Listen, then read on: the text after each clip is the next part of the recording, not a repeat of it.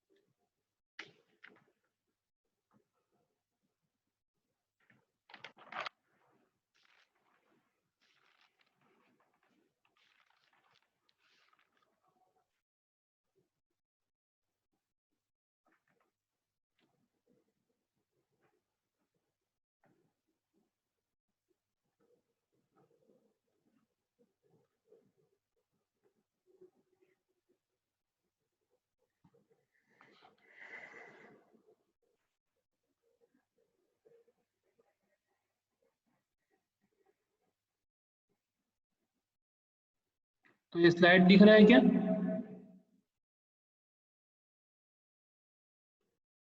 Yes sir, दिख रहा। चलो ठीक। तो इसके पहली वाली क्लास में मैं आप लोग को एक फॉर्मूला बताया था जिसमें टॉर्क ट्रांसमिटेड का फॉर्मूला जो है गियर के लिए mt is equal to 60 into 10⁶ into kilowatt divide by 2πn। ये नॉर्मली जो आपका जो ये power is equal to 2πnt/60 है, वहां से लिया गया है। ये मैंने आपको बताया था पिछली क्लास में, जो कि torque transmitted by the gear केवल उसको डिस्क्राइब करते समय वीबी भंडारी में mt से डिनोट करते समय। तो mt जो है वो टॉर्क ही है जिसको t से डिनोट किया जाता है। दूसरी बुक में जो है टाटा मैकग्रा-हिल में t से डिनोट किया जाता है। ये भी टाटा मैकग्रा-हिल की बुक है वीबी भंडारी, तो इसमें भी इसने वीबी भंडारी ने इसमें mt से डिनोट किया है। वो टॉर्क ट्रांसमिटेड है 2πnt/60 is equal to power होता है, उसी से निकाला है उसने। फिर टेंजेंशियल कंपोनेंट का एक फॉर्मूला है, that is equal to tangential component का formula is equal to 2 into mt divide by dp। अगर मैं पिनियन और गियर के बीच में ले रहा हूँ तो 2 into torque divide by pitch diameter अगर मैं निकाल लेता हूं तो उससे टेंजेंशियल कंपोनेंट पीटी को हम निकाल सकते हैं। वहीं पर रेडियल कंपोनेंट के लिए फॉर्मूला क्या होता है, PR is equal to PT into ten alpha. जो प्रेशर एंगल अल्फा जो है वो तो दिया रहता है, और एक ही दिया रहता है अल्फा जो दिया रहता है 20 degree stuff 20 degree full depth volume या 20 डिग्री स्टफ डिप के लिए। तो ये प्रेशर एंगल अल्फा का अगर मैं टेन अल्फा कर लेता हूँ और टेन अल्फा को मैं अगर PT से मल्टीप्लाई कर देता हूँ तो PR निकल जाता है रेडियल फोर्स। तो टेंजेंशियल फोर्स और रेडियल फोर्स के लिए ये दो फॉर्मूले थे छोटे छोटे जो यूज किए जाते हैं। अब मैं डायरेक्शन के लिए मैं आपके पास आता हूँ। डायरेक्शन के लिए मैं आपको फिगर एक ए बनाया था जिसमें बताया था कि पिनियन और जो गियर है उन दोनों के बीच पॉइंट ऑफ कांटेक्ट में अगर मैं पिनियन का मैं 2 दे देता हूँ और गियर का मैं 1 दे देता हूँ तो उसको डिनोट कर रहा हूँ। वहीं पर मैंने कुछ एजम्पशन बताए थे कि अगर पिनियन जो है ड्राइवर है और गियर जो है वो ड्रिवन है, तो पिनियन का टेंजेंशियल फोर्स जो होगा उसके रोटेशन के, अगर वो एंटी क्लॉकवाइज में रोटेट कर रहा है तो उसके जस्ट अपोजिट डायरेक्शन में टेंजेंशियल फोर्स जो होगा पिनियन के लिए उसके अपोजिट डायरेक्शन में PT जो है वो डिसाइड हो जाएगा। वहीं पर गियर जो है, अगर ये पिनियन एंटी क्लॉकवाइज डायरेक्शन में रोटेट कर रहा है तो गियर क्लॉकवाइज डायरेक्शन में रोटेट करेगा, और गियर का रोटेशन के रिस्पेक्ट में ही आपका PT डिसाइड हो जाएगा। अगर मान लो ये अगर ये पॉइंट ऑफ कांटेक्ट में अगर मान लो क्लॉकवाइज डायरेक्शन में रोटेट कर रहा है तो उसकी जो जिस पॉइंट ऑफ कांटेक्ट में अगर मान लो यहाँ नीचे में पिनियन है ऊपर में गियर है और ये जो गियर है ये क्लॉकवाइज डायरेक्शन में रोटेट कर रहा है, तो यहाँ पर जो PT बनेगा वो उसके डायरेक्शन के अकॉर्डिंग बन जाएगा। ये मैंने कुछ एजम्पशन बताए थे। तो ड्राइवर का अपोजिट डायरेक्शन में PT होता है और ड्रिवन का उसी डायरेक्शन में PT होता है। ये PT के लिए एजम्पशन थे।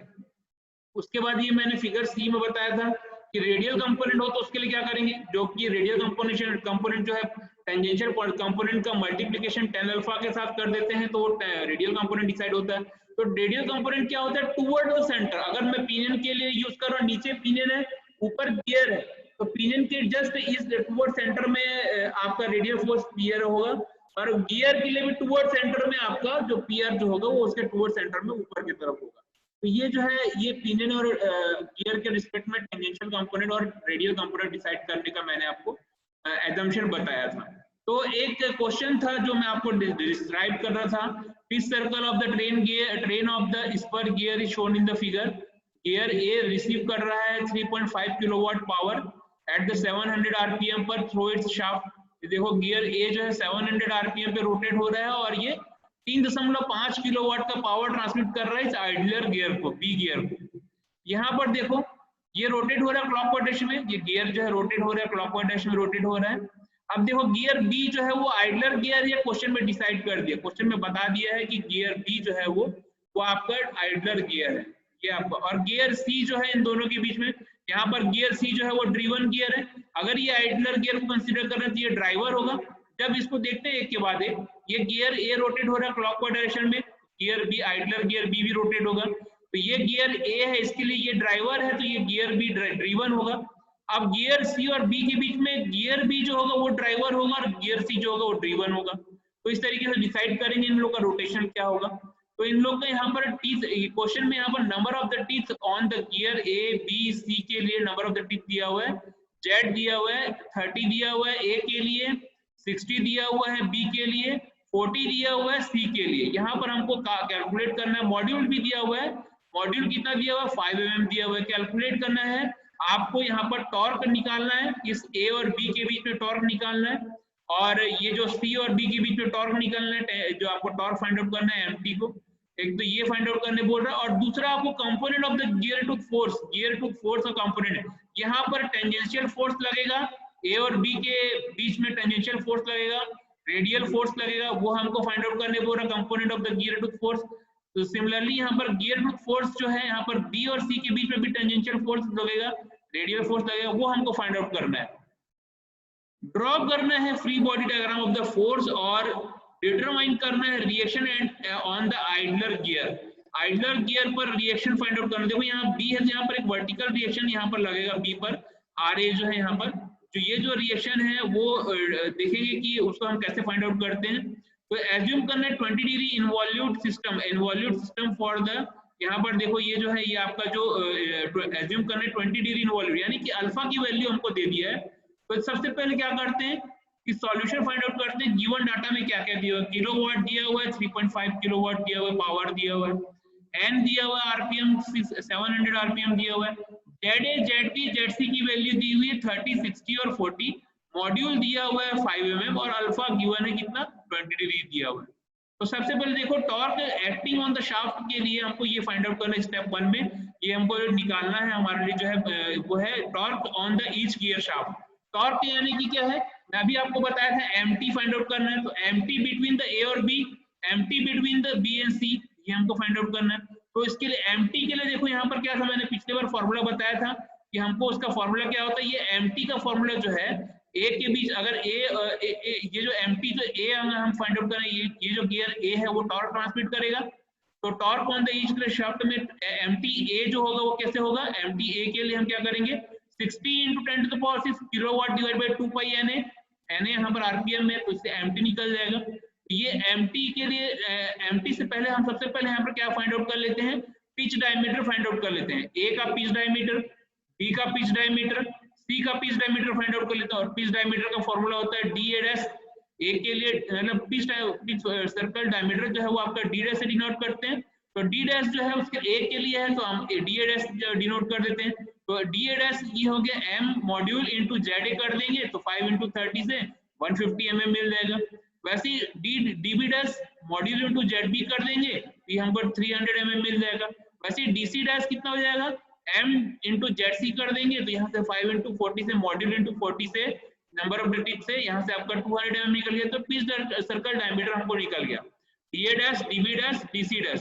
अब देखो यहाँ पर हमको फाइंड आउट करना है टॉर्क, और टॉर्क जो है एमटी है यहाँ पर 60 × 10⁶ kilowatt 2 pi N A, kilowatt में 3.5 गिवन है और एन ए की वैल्यू यहाँ पर देखो कितना दिया हुआ है, ये यहाँ से हमने देखा ये 700 आरपीएम दिया हुआ है, क्वेश्चन में गिवन है 700 आरपीएम में पुट अप करेंगे तो यहाँ से एमटी कितना निकल जाएगा 47746.48 न्यूटन एमएम में निकल जाएगा। अब गियर बी देखो आइडलर गियर है, क्योंकि ये ट्रांसमिट नहीं कर रहा कोई भी टॉर्क को, टॉर्क ट्रांसमिट नहीं कर रहा, गियर बी जो आइडलर गियर होता है उसके लिए जो टॉर्क होता है वो 0 होता है, कि आइडलर गियर जितना भी यहाँ पर जो शिफ्ट होगा ए के लिए वो यहाँ से शिफ्ट हो जाएगा सी के लिए, तो ये टॉर्क जो बी का रोल है कि कोई टॉर्क प्रोड्यूस नहीं कर, इंडिविजुअली देखा जाए तो गियर बी जो है वो आइडलर गियर जो है वो उसके लिए आइडलर गियर होने का नहीं है, जो आपका जो टॉर्क है इसके लिए बी जो है वो 0 होगा।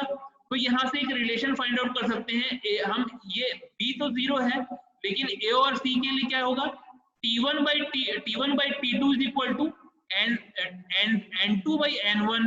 ये जो अगर मैं यहाँ पर ये जो आपका जो MTA ले रहा हूँ, अगर मैं यहाँ से टॉर्क T1 के बजाय मैं इसको MT से डिनोट कर रहा हूँ तो MTA/MTC is equal to NC/NA, मतलब इसका आरपीएम रोटेशन डिवाइड बाय इसका आरपीएम रोटेशन, और इसका टॉर्क डिवाइड बाय सी का टॉर्क अगर मैं डिवाइड कर रहा हूँ तो इसका रोटेशनल आरपीएम डिवाइड कर सकता हूँ इसके रोटेशनल आरपीएम से, तो यहाँ से ये MTA into NA is equal to MTC into NC निकल गया, और यहाँ से ये MTC is equal to MTA into NA/NC is equal to यहाँ से ये इतना निकल गया। तो देखो यहाँ पर क्या है, तो ये यहाँ से मेरे को MTC निकालने में फाइंड आउट करने में तकलीफ नहीं होगी, यहाँ से MTC कितना निकल जाएगा 63661.98 न्यूटन एमएम, यहाँ से MT निकल गया, ये यहाँ से क्या आपका टॉर्क निकल गया जो आपको टॉर्क फाइंड आउट करना था, torque on each shaft that is equal to यहाँ से इस रिलेशन से।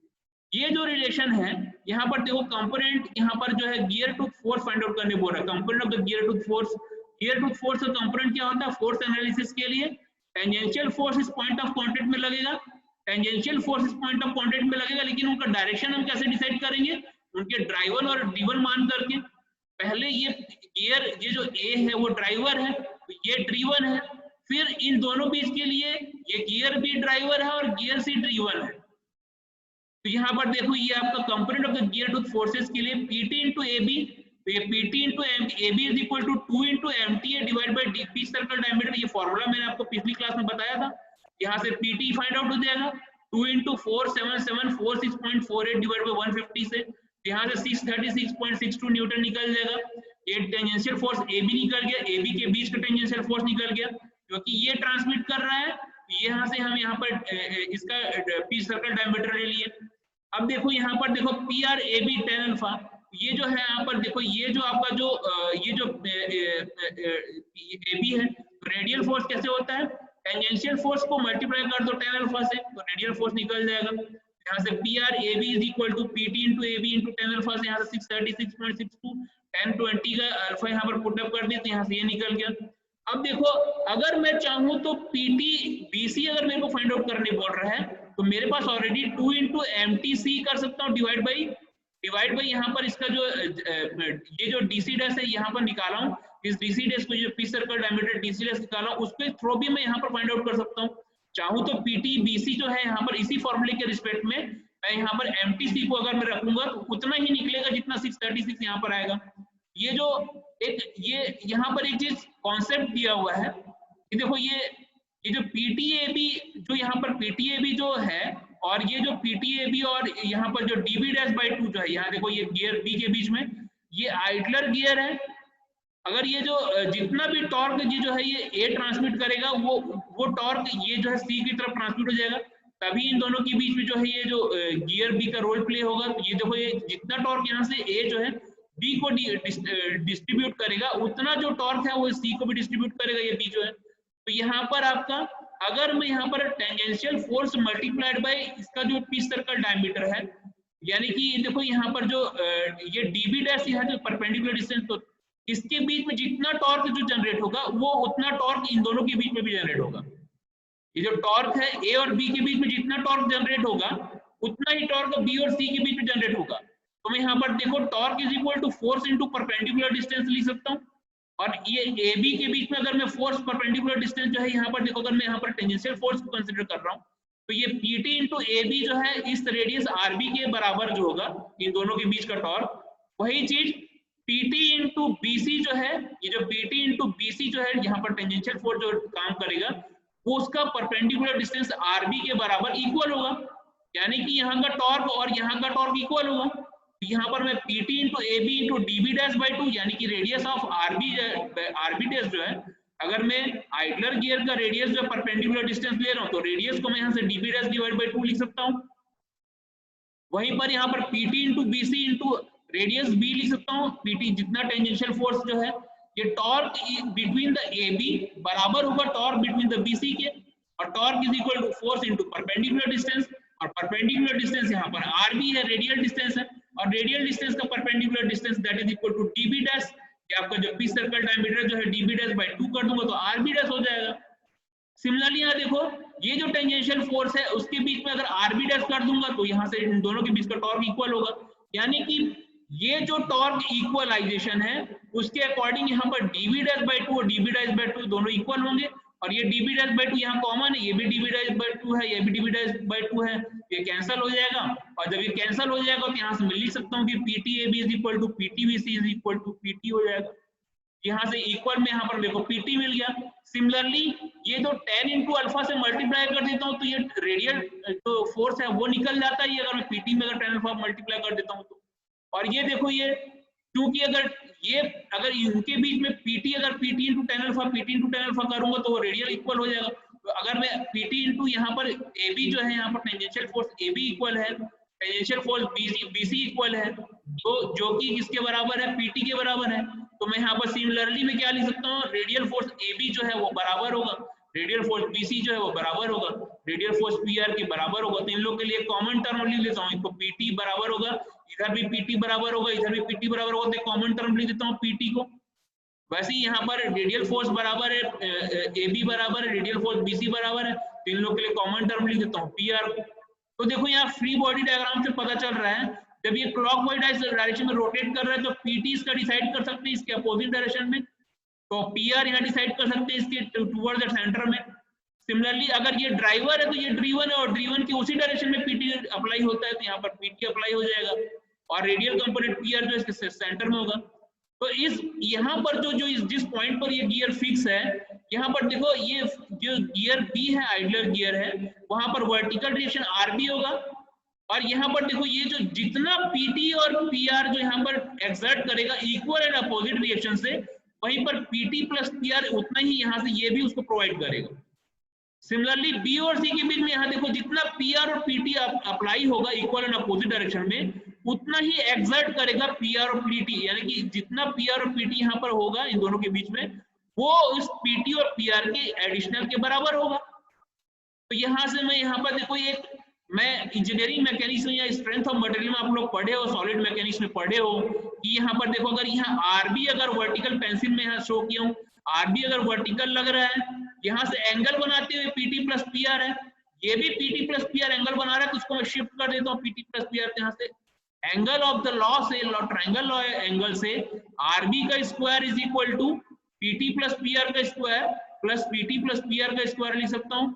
या फिर आप यहाँ पर कर्ण का वर्ग बराबर लंब का वर्ग धनाधार का वर्ग, hypotenuse square is equal to perpendicular square plus base का स्क्वायर कर सकते हो। तो यहाँ से ये आपका यहाँ से ये निकल जाएगा, दैट इज इक्वल टू यहाँ से पूरा इक्वल कहाँ पे इसको सॉल्व करोगे तो RB is equal to root over Pythagoras प्रमेय लगाओगे तो यहाँ से, या फिर आप ट्रायंगल लॉ लगाओगे तो उससे आपको पता चल जाएगा यहाँ से। तो आरबी का स्क्वायर से तो आरबी यहाँ रूट ओवर यहाँ आ जाएगा, पाइथागोरस प्रमेय से पाइथागोरस प्रमेय से तो पीटी प्लस पीआर का square that is equal to P plus PT plus PR का स्क्वायर, यहाँ से that is equal to resultant of B, यहाँ पर रिएक्शन बी निकल जाएगा।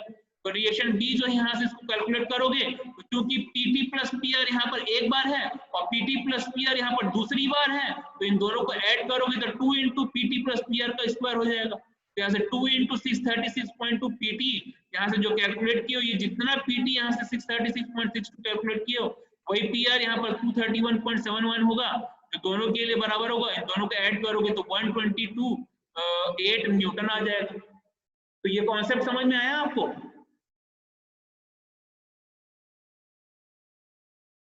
अब ये क्वेश्चन समझ में आया?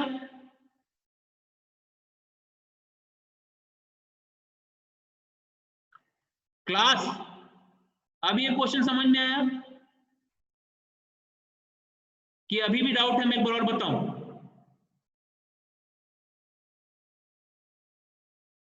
नहीं सर, समझ आया। समझ में आ गया ना? तो पिछली बार आपको समझ में नहीं आया था कि पीटीपीआर कैसे डिसाइड किए और पीटीपीआर के बाद रिएक्शन कैसे डिसाइड किए। तो रिएक्शन यहाँ से पीटी प्लस पीआर स्क्वायर और पीटी प्लस पीआर स्क्वायर, ये जितना पीटी प्लस पीआर अप्लाई करेगा उतना इसके टूवर्ड सेंटर से होते हुए आइडलर गियर भी इसके सपोर्ट में उतना ही पीटी प्लस पीआर अपोज करेगा इक्वल एंड अपोजिट रिएक्शन से। ये बी गियर सी जो है जितना पीटी प्लस पीआर अप्लाई करेगा उतना पीटी प्लस पीआर जो है यहाँ पर ये भी अफोर्ड करेगा। ये दोनों पीटी प्लस पीआर यहाँ पर इक्वल होंगे तो ये टूवर्ड सेंटर पे यहाँ पर पीटी प्लस पीआर इधर एक रिजल्टेंट होगा, इधर पीटी प्लस पीआर इधर एक रिजल्टेंट हो, इन दोनों का रिएक्शन होगा, इधर एक रिएक्शन होगा इधर एक रिएक्शन होगा, और ये जो आरबी जो है ये जो रिजल्टेंट जो है रिएक्शन इस जो इंडिविजुअली हिच सपोर्ट के लिए आरबी जो है उसको हम यहाँ से पाइथागोरस प्रमेय से निकाल लेंगे। या बोलो तो आप इसको ट्रायंगल लॉ जो है इससे यहाँ से निकल जाएगा, इसका स्क्वायर प्लस इसका स्क्वायर इसका स्क्वायर, इसके अकॉर्डिंग यहाँ से आरबी निकल जाएगा। ये क्वेश्चन था। अब एक क्वेश्चन फोर्स एनालिसिस का एक और क्वेश्चन है। एक प्लेनेटरी गियर ट्रेन है, शो कर रहे हैं यहाँ फिगर में, सन गियर ए रोटेट कर रहा है क्लॉकवाइज डायरेक्शन में और ट्रांसमिट कर रहा है 5 किलोवाट। ये जो ये ए जो है ये 5 किलोवाट ट्रांसमिट कर रहा है पावर, और कितने आरपीएम से रोटेट कर रहा है? ये 1440 के आरपीएम से रोटेट हो रहा है और ये गियर ट्रेन में है, ये गियर ट्रेन है। तो ये नंबर ऑफ द टीथ जो है यहाँ पर सम ऑफ द जो है गियर ए जो है यहाँ पर number of the teeth on the sum gear A, planet gear B और fixed ring C जो gear C है उसके लिए यहाँ पर number of the gear teeth दिए हुए हैं 30, 60 और 150 रिस्पेक्टिवली दिए हुए हैं।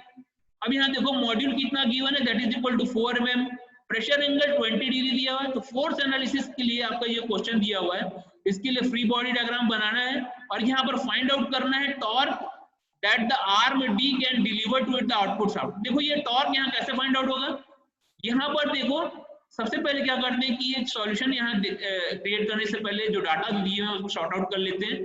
किलोवाट इज इक्वल टू 5 दिया हुआ है, N RPM is equal to 1440 RPM दिया हुआ है, number of teeth Z A Z B Z C दिए हुए हैं और मॉड्यूल गिवन है हमारे पास 4 mm, alpha is equal to 20 degree.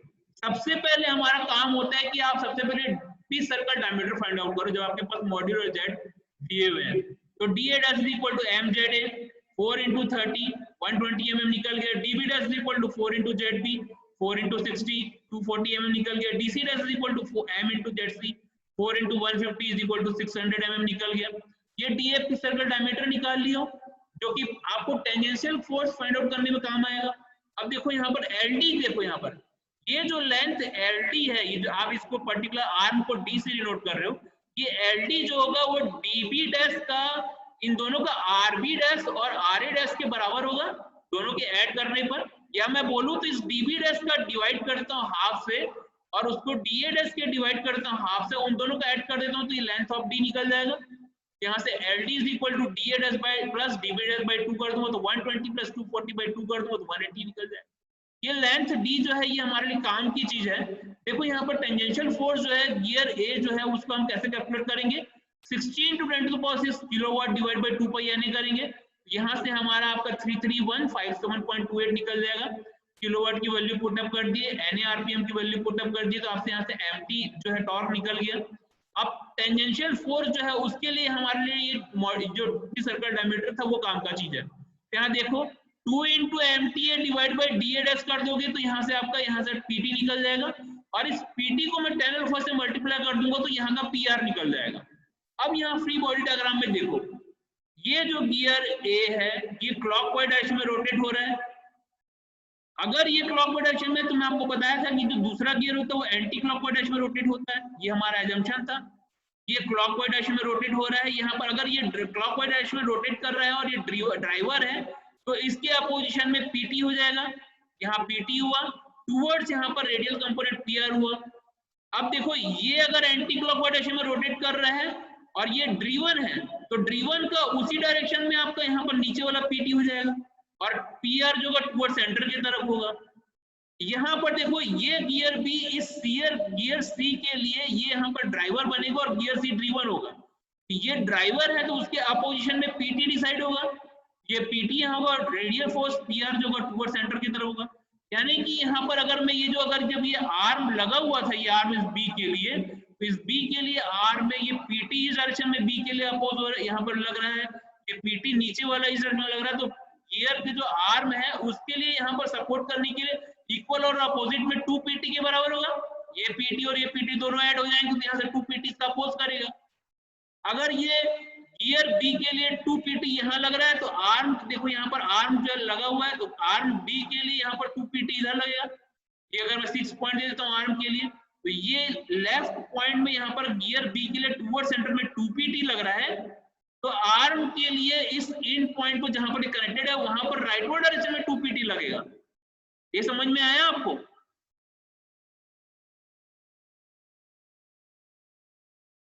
ये समझ में आया आपको? और एक बार बता दो शुभदीप सर, और एक बार बता दीजिए। एक बार और बताऊं, देखो ये ड्राइवर है, ये क्लॉकवाइज डायरेक्शन में रोटेट कर रहा है, तो इसके अपोजिंग में इसको मैं 1 पॉइंट दिया हूं, इसको मैं गियर B दिया हूं। यहाँ देखो ये 1 पॉइंट है, यहाँ पर 1 पॉइंट है, इस B के लिए 2 पॉइंट दिया हूं। यहाँ पर देखो ये जो है तुम्हारा ये उसके इस B के पॉइंट पर यहाँ पर रेड में कलर में मैं 3 पॉइंट दिया हूँ, ये 4 पॉइंट दिया हूँ, ये 5 पॉइंट दिया हूँ और ये सेंटर में यहाँ पर 6 पॉइंट दिया हूँ। तो देखो पहले ये 1 जो है ये पॉइंट पर यहाँ पर ये क्लॉकवाइज डायरेक्शन में रोटेट कर रहा है, ड्राइवर है, तो उसके अपोजिशन में PT डिसाइड हो रहा है, रेडियल फोर्स टूवर्ड सेंटर हो रहा है। अब ये ड्राइवर है तो इस सिचुएशन के लिए इस पॉइंट पर ये ड्रीवन है और ये जो ड्रीवन है उसी डायरेक्शन में PT अप्लाई होगा और रेडियल फोर्स टूवर्ड सेंटर में होगा। अगर ये ड्राइवर इसके लिए ये ड्रीवन था, अब ये जब गियर C जो है, ये जो ऊपर में जो गियर C जो बना हुआ है उसके लिए ये B ड्राइवर बनेगा।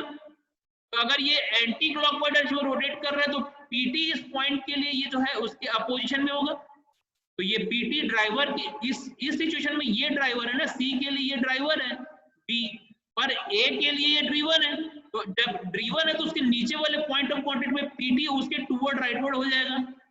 वहीं पर जब ये ड्राइवर बन जाएगा C के लिए रिस्पेक्ट में, तो C के रिस्पेक्ट में जब ड्राइवर बनेगा तो ये उसी इसका जो ये ड्राइवर बनेगा तो उसके अपोजिट डायरेक्शन में PT होगा। यानी कि ये PT इधर लग रहा है और ये PT इधर लग रहा है, तो इसके टूवर्ड सेंटर में ये 2 PT तो अप्लाई होगा ना, समझे आप? हाँ सर समझ है ना, ये 2 PT इसके सेंटर में अप्लाई हुआ।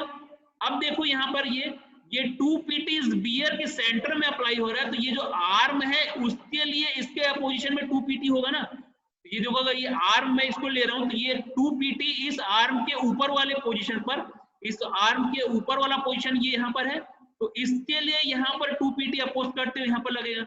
और लेंथ ऑफ डी जो है मैंने यहाँ से निकाला और D A dash plus DB by 2 dash से यहाँ से 180 mm निकाला हूँ। तो अगर मेरे को टॉर्क फाइंड आउट करना है, torque that the arm D can deliver to its output shaft, तो टॉर्क कितना होगा, फोर्स इनटू परपेंडिकुलर डिस्टेंस, तो 2pt इंटू एलडी करूंगा तो 2pt इंटू एलडी के हिसाब से यहाँ से मेरा टॉर्क निकल जाएगा, जो कि आपको यहाँ पर क्वेश्चन में दिया हुआ है कि फाइंड आउट करो, कैलकुलेट करो torque that the arm D can deliver to its output shaft.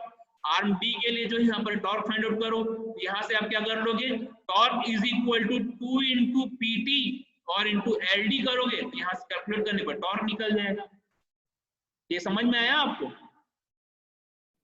हाँ सर। तो ये पूरा एक्सप्लेनेशन जो स्टेटमेंट में जो मैं दिया है ना यहाँ पर, वो चीज मैंने आपको यहाँ पर एक्सप्लेन किया हूँ। जब ये गियर ए ड्राइवर है तो उसके अपोजिशन में यहाँ पर पीटी लग रहा है, अब ये गियर ए और बी के बीच में ये बी जो है ड्रिवन बन जा रहा है तो उसके उसी डायरेक्शन में पीटी लग रहा है। ये गियर बी इस सी के लिए ड्राइवर बन जा रहा है तो उसके लिए अपोजिट डायरेक्शन में यहाँ पर है तो पीटी इसका अपोज करेगा। ये पीटी और ये पीटी इसके सेंटर के अकॉर्डिंग यहाँ पर 2pt को अपोज करेंगे इक्वल और अपोजिट डायरेक्शन में। अगर ये 2pt इसके सेंटर में अपोज हो रहा है तो ये गियर बी जो है, ये गियर बी था यहाँ पर, इस गियर बी के सेंटर में ये जो आर्म डी है इसके पॉइंट पर यहाँ पर 2pt अपोजिट होगा इक्वल और अपोजिट के अकॉर्डिंग, और ये 2pt का मल्टीप्लिकेशन एलडी से कर दोगे तो आपको यहाँ पर इसका टॉर्क निकल जाएगा, फोर्स इनटू परपेंडिकुलर डिस्टेंस से। ठीक है, तो ये समझ में आया? Yes sir. चलो ठीक, अब आते हैं एग्जांपल नंबर 2 में। यहाँ देखो layout of the 2 stage gear box यहाँ पर दिया हुआ शो कर रहा है। गियर टी से यहाँ पर गियर ए है, यहाँ पर गियर दिया हुआ है, यहाँ इसके लिए 1 के लिए और 2 के लिए और 3 के लिए 4 के लिए नंबर ऑफ द टिप दे दिया है। बोल रहा है कि पिनियन 1 रोटेट कर रहा है 1440 आरपीएम से और एंटी क्लॉकवाइज डायरेक्शन में रोटेट कर रहा है। तो यहाँ देखो अगर ये पिनियन 1 अगर यहाँ पर जो है इसको मैं लेफ्ट साइड से देखूंगा, अगर ये एंटी क्लॉकवाइज डायरेक्शन में तो ये कौन से डायरेक्शन में रोटेट होगा, गियर 2।